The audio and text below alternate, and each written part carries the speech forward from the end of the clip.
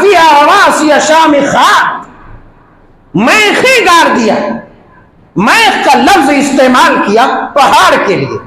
میخ کے معنی ہوتا ہے کیل، پلر، کیل، کھمبا.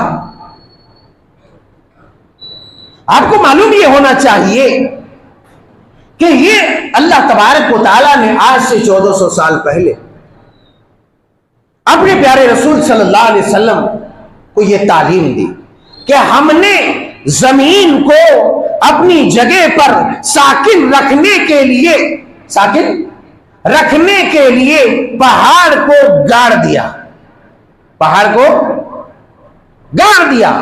وَجَعَلْنَا فِيهَا رَوَاسِيَ شَامِخَاتٍ، ہم نے کیل ٹھوک دیے تاکہ زمین اپنی جگہ پر ساکن رہے، ہلے نہ. معلوم یہ ہوتا ہے کہ گاڑ دینے کا کیا مطلب ہے؟ گاڑ دینے کا مطلب ہے کہ زمین کھود کر کسی چیز کو نیچے تک اندر ڈال دیا جائے. اسی کو تو کہتے ہیں گاڑ دینا. مردے کو گاڑ دیتے ہو، زمین کو کھود کے گاڑتے ہو یا اوپر ہی گاڑتے ہو؟ زمین کو کھود کر اللہ تعالیٰ نے کہا پہاڑ کو ہم نے گاڑ دیا اور کھمبا بنا دیا زمین کے. یہ کتنا زمانہ پہلے کہا. سائنس کی تحقیق یہ بولتی ہے 1865 میں، 1865 عیسوی میں ماہر فلکیات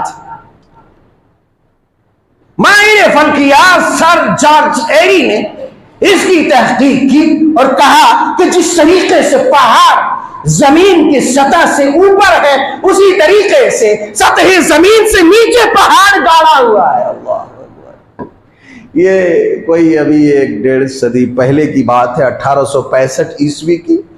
اور قرآن کب بیان کرتا ہے؟ قرآن کب بیان کرتا ہے کہ ہم نے پہاڑ کو گاڑ دیا زمین میں تاکہ زمین مستقر ہو جائے، زمین ٹھہر جائے، اپنی جگہ پر ساکن ہو جائے، زمین ہلے نہیں.